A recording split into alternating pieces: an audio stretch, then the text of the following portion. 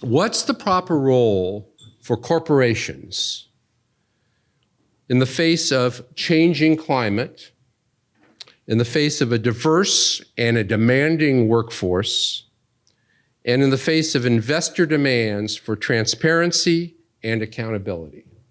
These are not new issues, but these are issues that are really coming to the fore right now. And so, and I think they're not easy solutions to this. We are very lucky to have two thought leaders in this area who are going to help us and guide us in the discussion. And so they'll be presenting ideas and thoughts to you. And one of the great things about this forum is that we don't assign any homework. There's no reading ahead of time.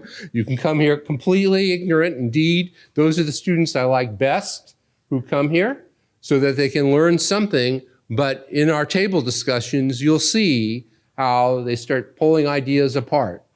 You already have the analytic abilities to start doing that, and that's what we want to have happen this evening. Our first thought leader who I want to introduce is Professor Thilo Kuntz, who's, as Lucy said, a professor of law at the Heinrich Heine University in Dusseldorf in Germany. He holds a chair in private law, commercial and corporate law, and he's the managing director of the Institute of Corporate Law at Heinrich Heine University. He spent the first part of 2024 visiting UCLA School of Law, where he taught a course, and has been part of our academic community at UCLA Law. His research concerns fiduciary law, corporate law, comparative law, law and economics, and legal theory.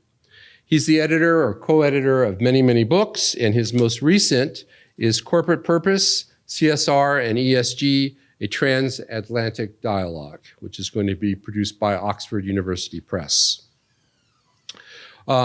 Joining Professor Kuntz today is UCLA Anderson professor Christopher Tang. Professor Tang is a UCLA Distinguished Professor, the Edward W. Carter Chair in Business Administration, Senior Associate Dean, Global Initiatives, and the Faculty Director of the Center for Global Management, one of the co-sponsors of this program. He's a renowned scholar of the global supply chain management. He focuses his current research on social innovation in developing countries, identifying how companies operate in the environment to do good while doing well at the same time. As he says, where corporate responsibility, social justice, and environmental stewardship can go hand in hand. In addition to being a prolific scholar, Professor Tang has been a consultant to numerous corporations such as Amazon, HP, IBM, Nestle, GKN, and Accenture. I also have to say this about Professor Tang, who I've gotten to know over the last 3 or 4 years, who has just been a fabulous joy to work with, in part because he is interested in everything and approaches everything and all the topics that we have discussed with just extraordinary enthusiasm and curiosity. And as I have gotten older, I've really appreciated that because his enthusiasm and his joy in learning new things and thinking about things really rubs off. So pay attention tonight because you'll start to feel the enthusiasm and the excitement of both of these men. So with that, please join me in welcoming them to the forum tonight. And I think, Professor Tang, you're going to lead off. Thank you, Joe. Good evening, everybody. It is truly a privilege for me to be here to sitting next to Professor Kuntz. He is a true expert on ESG and law. I am really a learner. I'm a student. So because to prepare this evening, actually, he sent me his book. So I have been reading it, and including his Columbia Law School blog. So I have no training in law, but I know something about business practices. Now, from the business school side, I think that some of the students told me they would like to get a good job, to move up the corporate ladder. At the same time, they would like to become a board member. Now, so sometimes they ask me, so, oh, how do I become a board member? So lo and behold, I've become a board member a few times, but things are changing rapidly. Now, there are liabilities which we did not have before. Before, we only focus on shareholder value. Now, there's ESG hanging on top of our head. How should we behave? I don't know. So tonight, we're the experts. All right. So let me get started to give you some of the background. As many of you already know that, but just give you some background information. So what a year a difference made. Last year, I had Professor Bainbridge to talk about ESG. At the time, he said, wow, that is the biggest thing for the next century, if not decades. Well, after 1 year later, now as Lucy pointed out, it's now considered dirty words. Now the question is ESG dead? Can it be rescued? So we're going to answer that questions, all right?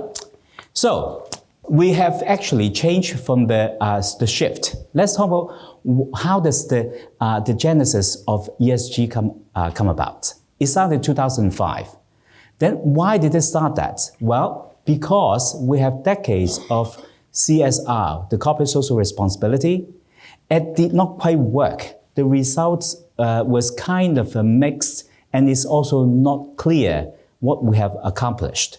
So therefore, a lot of times it's also changing. Then they need a new mindset, a new framework, a new way of thinking about things, how to go beyond the non-financial measures. Can we have some non-financial measures? Therefore, we're also changing from the shareholder value to stakeholder value, because we need to care about employees, we need to care about the environment, we need to care about customers as well. And also, CSR will focus on corporations need to be held accountable. But in order to be accountable, then the countermeasure, you need to be measurable. If it's not measurable, how do you know if they are doing the right thing or not? To what degrees? It's very difficult. Now, in law, they can always argue about things. But in business school, in finance, they like to have some kind of measurable outcome. So that's how it started. Then the other one is also the younger investors. They also think about what we need to look beyond the company's well-being, beyond the financial returns. That's why we care about climate, social justice, fairness, and whatnot. And also investor, there's a new shift. Fractional investment. Even if I have no money, I have $100, I can become a shareholder. I can buy a fraction of your share of Google. Then if they don't do well as a shareholder, I can file the lawsuits because I lost money in the share, right? So that it empower the public to become more involved in what corporations need to do, right? So ESG, there are three pillars. We know that. There's the environmental issues, social issues, and government issues. So there are many rating agencies. They have different measures and also different standards. Later on, Professor Kuntz will tell you a lot of different measures. In Europe, they have one, and also there's international measures. They also have other US measures as well. But by and large, you look at the key elements, the environmental issues, they tend to focus on carbon emissions because of pollution, climate change, and all this. But there are other measures as well, such as water consumption, energy consumptions, and whatnot. Now, social aspects, now I think that a lot of companies, they care about labor issues. In Germany, later on, Professor Kuhn talked about in terms of human rights as well. Then also fair pay and whatnot. Governance in the US focus on diversity on the board membership. But then I think that in Europe, they also think about in terms of the disclosure, in terms of data provenance, in terms of data measurements. All right. So this was the belief that by 2025, the amount of asset under management, these are the, with like a BlackRock managing your pension funds, will grow up to $53 trillion. Right now, BlackRock is managing over 10 trillion. It's supposed to grow. But now there's a little hiccup. It's not going to be 53. All right. So when it's so big, everyone is jumping on the bandwagon. Wow. So this one, because you have so many measures, then a lot of agencies say, well, we're going to check which company is doing better so you can invest in the better ESG performing companies. So we have a few. MSCI is the oldest one.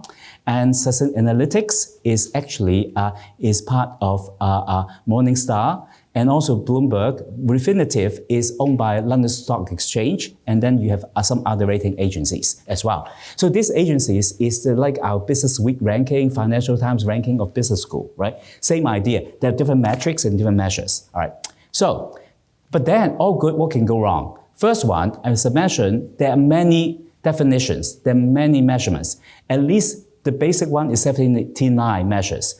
If you blow it up to different lower metrics, it's hundreds. And also by sectors, depending which sector you're in. So in that case, it is very overwhelming. So in that case, there is a problem. So there are GRI, which is Global Reporting Initiative, then the SASB is a Sustainability Accounting Standard Board, and ISSB. So basically, because my memory is not so good, so I actually have to have a cheat sheet, just in case I don't remember all those acronyms are. So I have the list of that, all right? I did my homework. The next one is also false advertising. So I've done some work and on these issues, and then Germany, it was surprising. The Deutsche Bank, one of the investment arm, the DWS, was found that they have been kind of exaggerating or misleading the investors about which are the investment strategy based on ESG dimension. So they were fined for $25 million. So that one they agreed to pay. All right. So then the other one is also that people invest in ESG fund. Well, they did not perform as well. So I'll show you the data and also political issues and also legal issues. Now, in terms of performance, you look at the yellow chart is the ESG fund as of 2023 October versus S&P and NASDAQ. Well, it didn't do so well, but you never know. It may come back up. Now, on the right-hand side, there's also political issues. You know that would be like, we live in the blue states. In our pension is actually heavily focused on ESG. But on the red states in Florida is banned, right? So you can see that it's a different color, means a different, so in that case, this just like reflects our psychic of our country, right? So that is very divided. Now, also the legal liabilities, that's lead to Professor Kuntz thing. In terms of BlackRock is being accused because by Tennessee, the state workers, they found that BlackRock invests in the wrong ESG because it's not investing on oil, because the oil stock price went up. Then you invest in the clean energy, it didn't go up. So New York is actually the workers are suing the former mayor, Blasio, in terms of the pension fund, because they feel that they actually put their pension at risk. Then the question is that is how would this lawsuit end up? I don't know. We can ask Professor Kuntz because it's ongoing. And then also I discover from my friend that is now being a board directors, even board members, you can be sued for bad ESG practice. But then the question, what is a good practice, right? So that is really difficult to tell. All right, so the saga continues. So I will show you. Last year I wrote something about the California. Governor Newsom signed the law in terms of requiring companies based in California to disclose Scope 3 emissions. Now, for those who are not familiar with the definition, Scope 1 emissions is what you emit in-house. Scope 2 is the emissions generated by the way you source your energy, like the utilities and all that. Scope 3 is the emissions, carbon emissions generated by your suppliers, upstream or downstream, right? So they will try to require that. Then, of course, some companies, they are strongly supported, like Apple and Patagonia. These are big companies. But for smaller companies, they say, well, we don't even know how to do it because you have to trace upstream all the way to the farm about the carbon emissions. That would be very difficult. Remain to be seen. The SEC are facing a lot of pushback from different politicians. They back down a little bit as of December. So they're going to say that it's actually they're going to scale back on the Scope 3 emissions. Now, EU is also different. EU actually has a new law. They also require, in terms of some kind of disclosure on emissions, but the language is somewhat vague. So sometimes lawyers can be vague as well, not just business school. So sometimes I also get confused. We're going to ask Professor Kuntz about that. All right, so here we are. Now the question is that Is it the dead horse? Can we resuscitate it? So then the question, should we take a different mindset? Can we view it not as an investment strategy? But then there's a problem. Especially in America, money talks. If it's not about money, no one is interested. That's why we are in the business school, right? So if you don't have the investment, they're not interested, you cannot get companies to change. Then the question is that if we don't do that, how can we do that? Then the second one is that if a CSR fail, is this ESG work in the end? I don't know, because this is evolving, right? So this is really interesting steps. So I don't know how it's going to evolve, because the news changing every day. So if you're interested in this topic, there is a magazine called ESG Today. So every day they give you some updates on all these regulations, all these compliance issues. So it's free. So do subscribe and you can get it for free.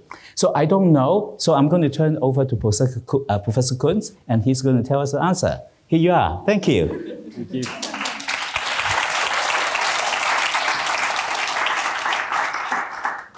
Yes, thank you for having me. It's an honor. I look forward to the discussion. So I'm a lawyer, and even worse, I'm a civil lawyer. I'm a German civil lawyer. I made Chris Tang wear a tie today. So expect some technical slides, and if you don't understand them, either it's a bore out, or you can ask me questions later. So ESG European perspective. One interesting observation, I think, to start with, is that after sort of decades of US leadership in norm setting, when it comes to corporate and securities regulation, the US has, from a European perspective, become a laggard. And being behind, depending on which areas you look at, but 10 or 15 or 20 years even. And the European Union, the European Commission, really aspires to be a world leader in setting ESG norms and regulations. So it's a new game on who governs corporate law. So as already alluded to, the Wall Street Journal titled in the beginning of January, "The Latest Dirty Word in Corporate America, ESG." And there's a sub-headline. I'll show you that in the end. And that's the European side. The European Green Deal is an initiative which was made public by the European Commission in 2019. It's a very ambitious strategy. So the European Commission wants Europe to be the first climate neutral continent. So that's from that program. Climate change and environmental degradation are an existential threat to Europe and the world. To overcome these challenges, the European Green Deal will transform the EU into a modern, resource-efficient and competitive economy, ensuring no net emissions of greenhouse gases by 2050, economic growth decoupled from resource use, and no person and no place left behind. And they really mean it. If you look at the money to achieve the goals set by the European Green Deal, the Commission has pledged to mobilize at least 1 trillion euros in sustainable investments over the next decade. And 30% of the EU's multi-annual budget and so on has been allocated for green investments. So, and this is where it becomes interesting for corporate lawyers, the private sector will be key to financing the green transition. It's not that the government can finance the transformation of a whole economy. And so long-term signals are needed to direct financial and capital flows to green investment and to avoid stranded assets. The Commission will present a renewed sustainable finance strategy. And we are past that point. It's not strategy anymore, or only strategy. It's lawmaking. So there are 3 major frameworks. should be aware of once you enter the corporate world. There's the taxonomy or taxonomy regulation. Regulation is, just think of it as a law. A corporate sustainability reporting directive, the CSRD, and the Sustainable Finance Disclosure Regulation. And these are three core frameworks, and I'll tell you a little bit about them just to give you an idea. So the taxonomy is a classification system, and it provides an answer, or at least that's the aim, to the question, what is sustainable? So one problem, and Professor Tang already mentioned it, is how do you measure all these things? How do you define sustainability? And investors want definitions, and actually the corporations too. And so the EU set out to deliver, and that's the taxonomy. Then you have the CSRD, the Corporate Sustainability Reporting Directive, which covers corporate disclosures, non-financial information, corporate disclosures. And additionally, and there's nothing like it in the US, you have the Sustainable Finance Disclosure Regulation, SFDR, which covers the investor level disclosure. So there are disclosure rules for corporations, but there are also now disclosure rules for investors. So institutional investors, BlackRock, and what have you, they have disclosure obligations now in the EU. And how does that all hang together? The taxonomy provides criteria. So you have to disclose on your sustainability goals, on certain ESG characteristics, both as a corporation and as an institutional investor, and the taxonomy gives you criteria. And then, as an institutional investor who does not produce anything, but holds a portfolio, you need a lot of data from the corporations. Why? Because that's your sustainability footprint, your portfolio. So you need to use the data from the corporate disclosure for your disclosures as an institutional investor under the SFDR. So this is sort of how the circle closes. And that's, by the way, a job creation machine, what you see there. You have thousands of norms. It's in development. No one knows how they work. So I will not be able to answer all your questions. It's unclear. And so we are taking a snapshot of a bullet train at full speed. So let's have a short look at the CSRD and become a bit lawyerly. So large undertakings and small and medium-sized undertakings shall include in the management report information necessary to understand the undertaking's impact on sustainability matters and information necessary to understand how sustainability matters affect the undertaking's development, performance, and position. So what is important here? What is the important takeaway? You don't need to know what an undertaking is right now. Just think it's a corporation for our purposes. So the first point is you have to disclose how sustainability matters affect the undertaking's development, performance, and position. That's the so-called outside-in perspective. How does, for example, climate change affect your business model? This is a kind of disclosure you find in California, you find in the SEC proposal, and in certain ideas circulated in the US. But then there's an additional point in the European regulation you don't find in the US, and that's a disclosure duty concerning the undertaking's impacts on sustainability matters. And that's the so-called inside-out perspective. So how does your business affect climate change, the environment, working conditions, and all that? And that's the so-called double materiality standard. And that's this inside-out perspective. This is where the EU really diverges from US ideas about ESG disclosure, climate change disclosure, and all that. Scope of application, so the question is, why should you care as non-Europeans?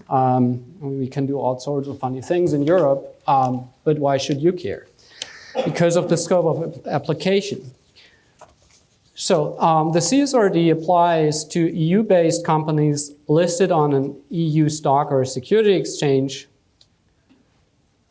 that meet 2 of 3 requirements: net revenue higher than 40 million euros, total assets 20 million euros, employees 250. That's not a lot. Or you're a subsidiary of a US company that has a physical presence in an EU country and meets the general requirements just mentioned. Or, and here it becomes even more interesting, you're a US company or a Japanese company that has generated 150 million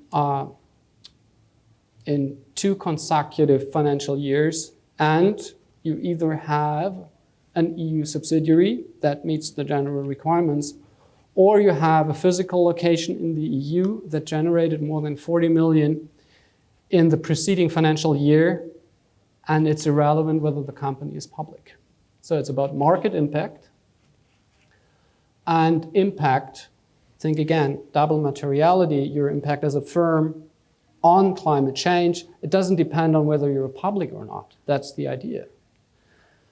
So from a US perspective, you generate this revenue, you're a private firm in the US without heavy disclosure duties. You're not covered by all these SEC rules. But suddenly you have, in a certain sense, to become a public firm when it comes to non-financial information. And the sustainability reporting covers your entire operations. It's not only about what you do in Europe. It's European and non-European operations, so it's your operations worldwide. So this corporate disclosure regime in the EU is much more extensive than the SEC proposal or California laws or whatever initiative you look at in the US. And there's a detailed set of standards, general standards, which are sector and industry agnostic, and then they're still in development. You'll have a lot of industry-specific standards. Let's turn to supply chain laws. There are supply chain laws in France. The French started out with the so-called vigilance law, the loi de vigilance. And Germany followed in 2021. And there's an EU proposal, the Corporate Sustainability Due Diligence Directive, the CS3D. It's pending because one party in the German government doesn't want it now, but there was a compromise in December of last year, and now the final voting has to take place. So let's have a look at these laws, just general observations. We can discuss details later. Scope, again, principal place of business in Germany or a domestic branch registered in Germany, more than 1,000 employees in Germany, and legal form doesn't count. Again, it's about impact. It's not about your legal form. That's a mere technicality.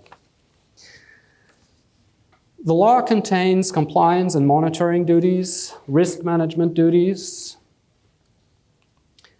relating to human rights and environmental risks. So it's supply chain regulation under German law and in France and in Europe. It's not only about human rights and labor issues, it's also about the environment.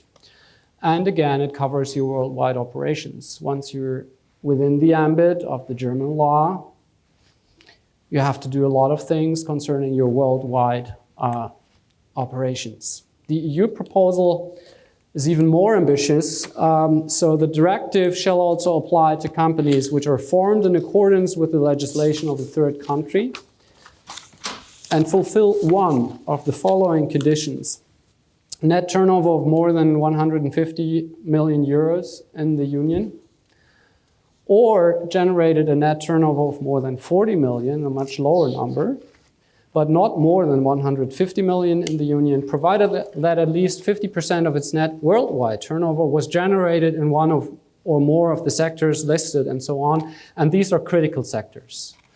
So take minerals. So these are sectors which are known for causing human rights issues.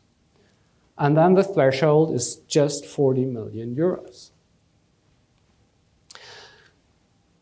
Extensive compliance and monitoring duties, risk management relating to human rights, and again to environmental risks.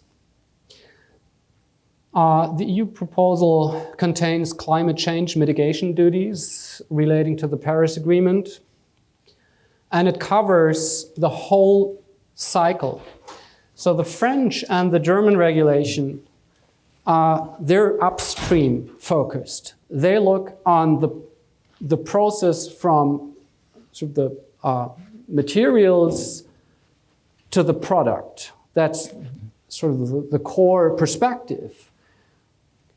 The EU proposal looks also to downstream issues. So production, upstream, but then also the use of the product and the disposal of the product. So the complete life cycle. And needless to say, it covers your worldwide operations. And there's an indirect scope of application, and you have to think about that too. So you're out, you're not above these thresholds, whether it concerns supply chain laws or disclosure, but you're not out. Why? You're part of a global economy. And as a supplier to a German firm, for example, your German firm wants to ensure compliance.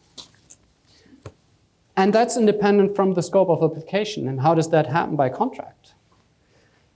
So the German corporation will ask the US supplier to fulfill all the requirements of the German law by contract. Why? Because the German corporation does not want to be sued for violations of the German law. Or you want to acquire all these data you need for the corporate disclosure. You have to ask in your supply chain. Otherwise, you don't get the data. How do you do that? You force your suppliers by contract. So which means there's a huge trend for transnationalization of laws. And now I'm getting to the sub-headline of the Wall Street Journal article: executives switch to alternatives like responsible business to describe corporate initiatives. So do not be fooled just because corporate executives do not use the word or the acronym anymore. They care about these issues, not perhaps because they're all good human beings, they may be, but they care about because they must. And one reason is EU legislation. Thank you.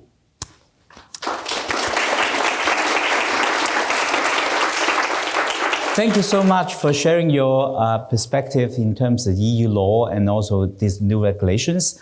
Now, what you describe is really fascinating. In terms of all these changes, the compliance. So let me start with the question. These are all good. The question is how do you go about enforcement? How do you go about measurements, data provenance, data integrity? Without all these measures, how do you know the company is not complying? What's your take? Well, start with the enforcement. So there's a famous article by Christopher Stone, authored in the 70s. Should trees have standing? Question mark. And you could say, today trees have standing to a certain extent because all these laws, of course, empower stakeholders to sue. So you have the shareholders, and probably there are ESG-oriented investors who will sue, but also there's an increasing tendency to empower stakeholders to sue. There are various developments, we can talk about that later. So there you have your claimant. and there's a lot of money. So if you look to, there's, it's sort of a brainchild of one of the founders or a very important member of the Sierra Club. He founded, so an important environmental organization in the US, and he founded Friends of the Earth. And Friends of the Earth is behind a lot of climate and human rights related litigation. In the US, if you look at recent cases, Held v. Montana, for example, you can look that up, where the state of Montana lost. The claimants were supported by Friends of the Earth, if I remember correctly. A spectacular case in the Netherlands and Europe, where Shell was sued under tort law for not meeting certain climate change goals. That was supported by Milieudefensie, which is the Dutch arm of Friends of the Earth. So you have highly sophisticated actors, which are not the big law actors, they're not big firms, but you have highly specialized legal boutiques, highly professional lawyers, really good in terms of the law, but also in terms of strategy. And you have these actors. Oxfam has an investment fund in the US. So they buy shares, not because they want to make money off these shares, but because they want to be able to sue as shareholders. And so there you see a lot of mechanisms where within corporate law and outside of corporate law, tort law is an example, the accountability issue becomes more colorful than it used to be. And then, so who cares about these things or who looks into the data stream, we'll have to see. But I mean, it's all the same. That's not a new issue, actually. If you look to securities, so the regular securities fraud and securities litigation, you have the same problems. And it was solved. You'll have professional actors. You have a lot of disclosures. You'll have to provide hundreds of data points, thousands of data points, and you'll have professional market players looking into them. But that's very true. So law, after all, is important to keep us honest, to compliance. Now, and also this big money, the lawsuit, the settlement, not only that, also create jobs. Now, because when you talk about data, right now, there was Ernst & Young, they have a survey of companies in the US. You'll be surprised. Over 56% of the companies, based on the respondents, they still use Excel to collect, to manage the ESG data, which is not possible. That creates a gold mine. So now BlackRock just acquire a company to do this kind of data acquisitions, data management system. Infosys, the Indian big consulting firm, they just launched a new divisions just to do this kind of data management system for ESG. They started to practice last year. It's called value stream data management. All right. Now let's come back to your question earlier about German law, the supply chain due diligence. Germans care a lot about human rights issues and environmental risk. Now, today, just before I came down to see you, there was an article in today's Wall Street Journal about Volkswagen. Volkswagen, they have a joint partnership in Xinjiang, in the northern part of China. And the partner was alleged, not proven, alleged to have not complying with the labor practice in terms of repressions and whatnot. Now Volkswagen is thinking about to cancel the contract. Similarly, BASF, one of the biggest chemical company in Germany, is also following suit to cancel the contract. Now, my question to you is that now this is at least in the US, you're innocent until proven guilty, all right? Now, you have the contract with the partner. The German company is going to cancel the contract before it's proven guilty. Is it considered as a knee-jerk reaction, or if this is a unfair practice, or if this is a risk mitigation strategy? What is your take? This is just happening today, Volkswagen. I'll give you an answer as a lawyer. It depends on the circumstances. So,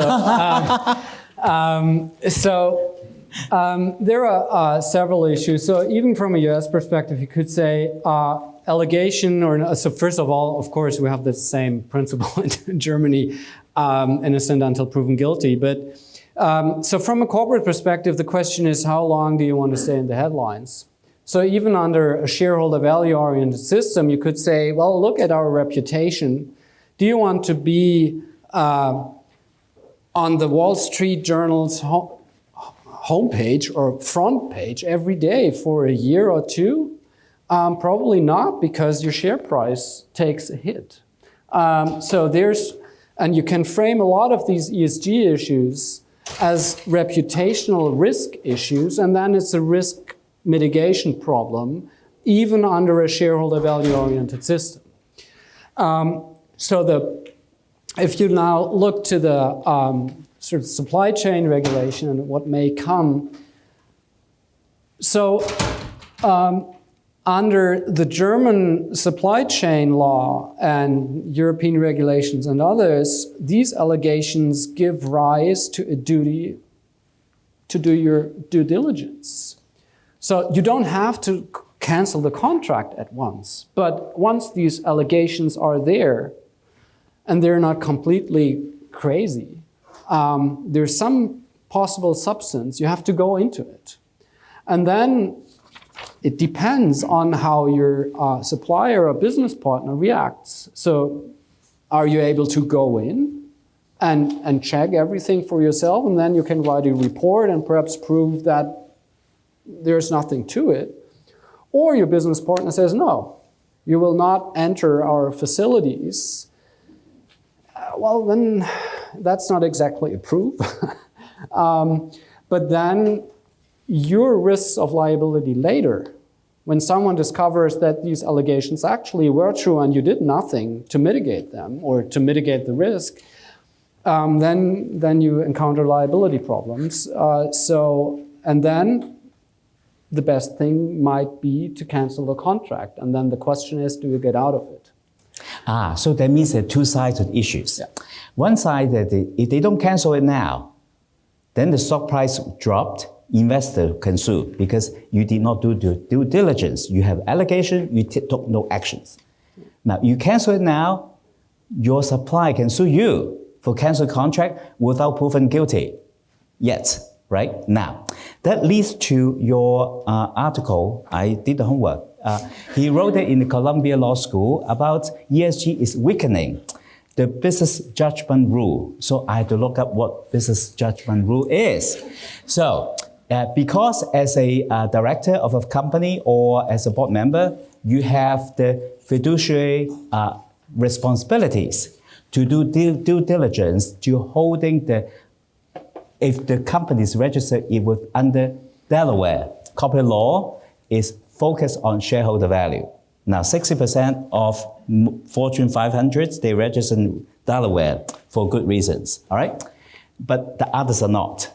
So as a board member, you have to think about, so you focus on the shareholder value, shareholders' interest, or the stakeholder interest.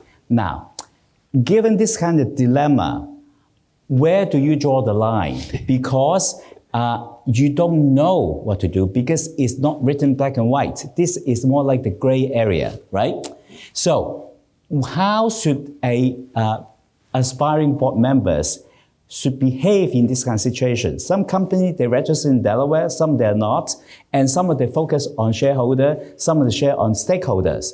So what should they do? What was your advice? Pay a lot of money to good lawyers, I would say. And then the lawyers can come up with 200 pages of rationalizing any decision you would like to take.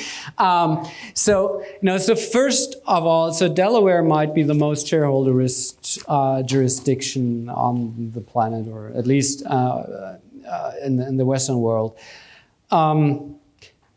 But Delaware law is, except for very limited circumstances when you have corporate takeovers, allows to take into account stakeholder concerns, provided that this serves the long-term shareholder interest.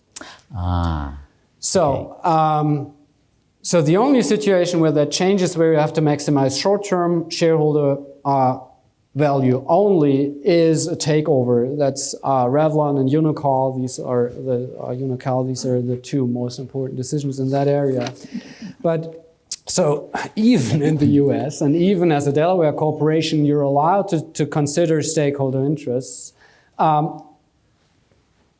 as long as you're able to develop a narrative why this serves shareholders' interests. And this is where the reputational risk story comes in again.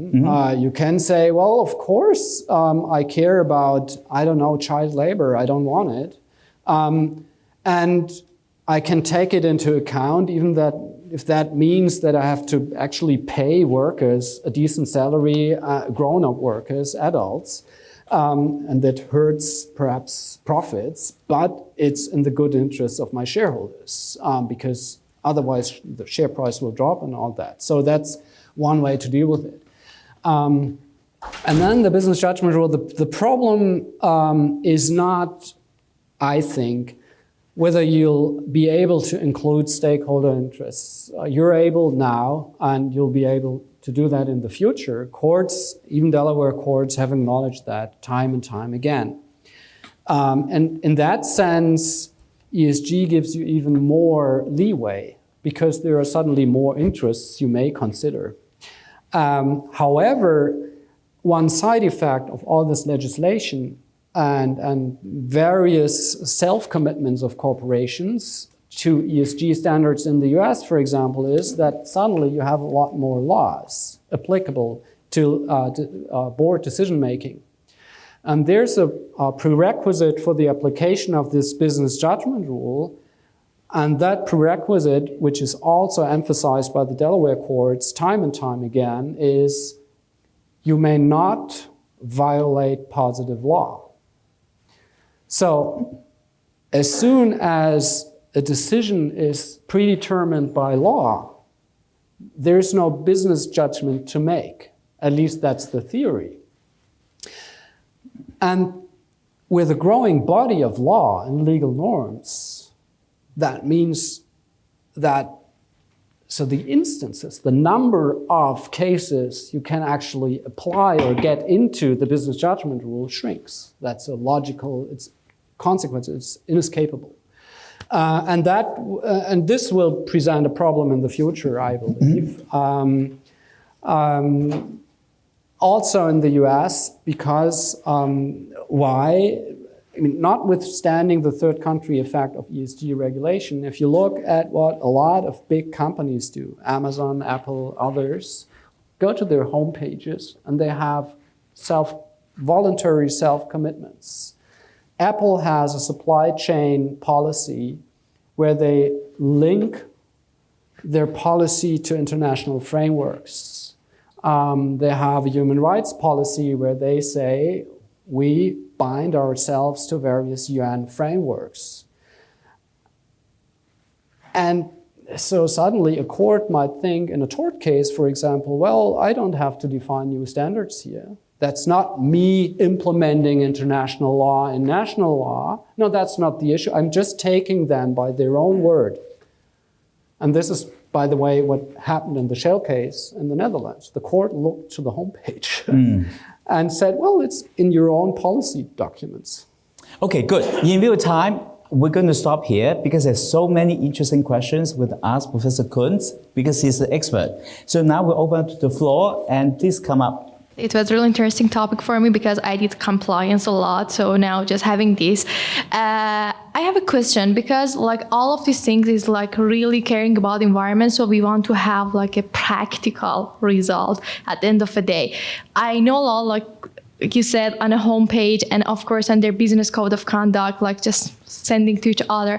I just want to know, like, if we want to have a result, there are a lot of international companies in the EU. They have a lot of branches or OPCO around the world. How you want them to make sure really they can do it like in Middle East or in Africa? Because it's a totally different situation.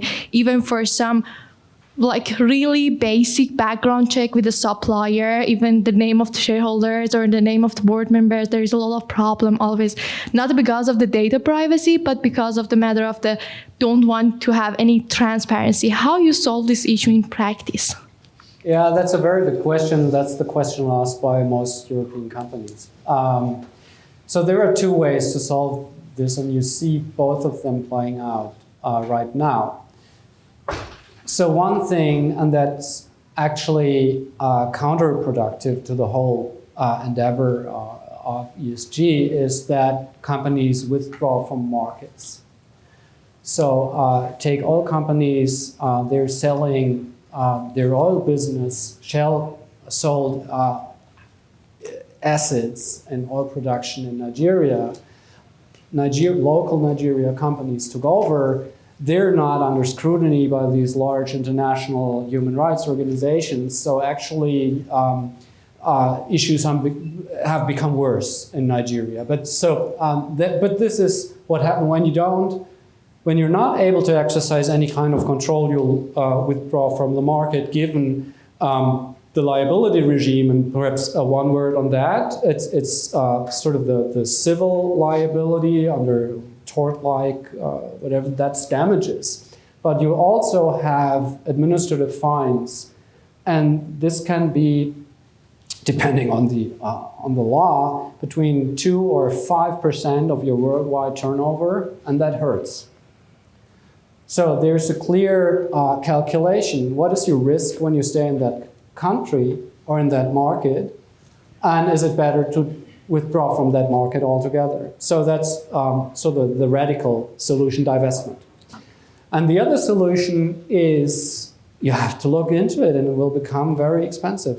Not only for the companies in Europe or in the US at the head of the supply chain, but also for the suppliers.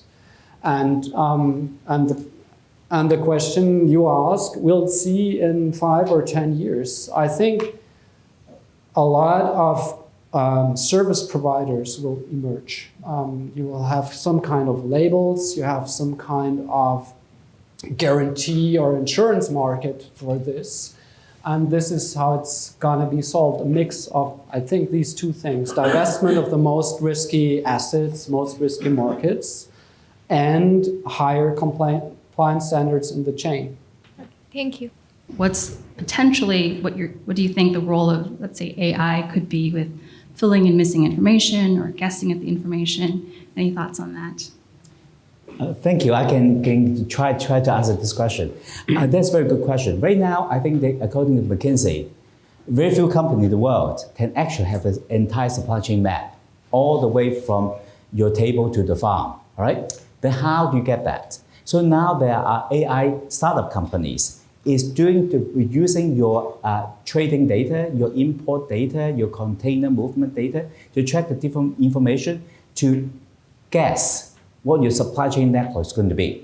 This is like the LLM model. They try to train the AI model. So if more companies subscribe to the information, they will have more accurate. No guarantee. But right now, actually, a lot of rating agencies, what they use is estimation data. So next week, I will be speaking at a law school event.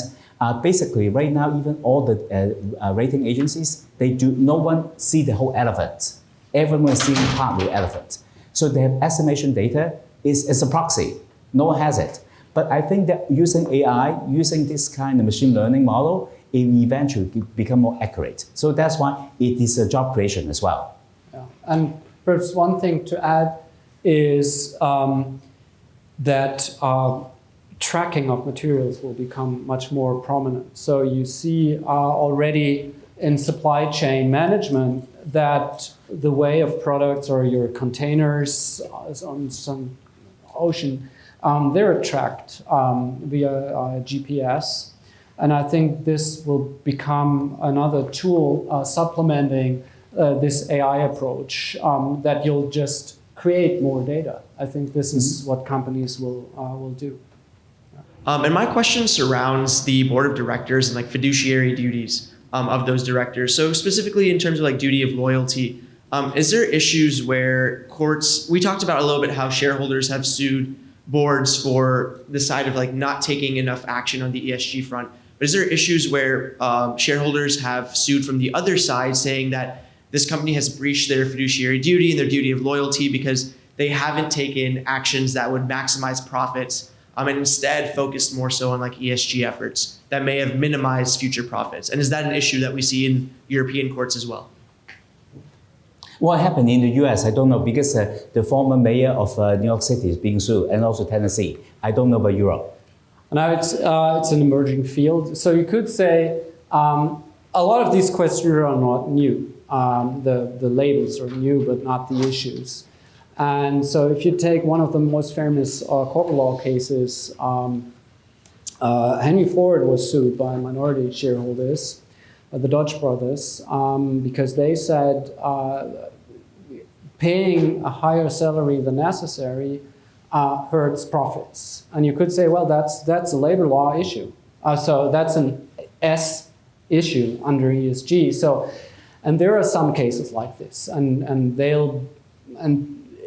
it remains to be seen how they play out today. Or you take the Delaware takeover cases, Unocal, where the Delaware court actually said, well, no, you're not allowed to consider stakeholder interests in this situation. And this is what the case also, at least, is about. So there are not that many cases. And there are not a lot of cases. I think in Germany there are none, but that has to do with the general model of how fiduciary duties work. In Germany, we have co-determination. So a lot of these issues for large companies are non-issues because you have worker participation in the board and other mechanisms. But it will become more prominent in the future, and we'll see how that plays out. Because one thing to think about is when you look at in the US, when you look at two cases, it's Health v. Montana and Juliana versus United States.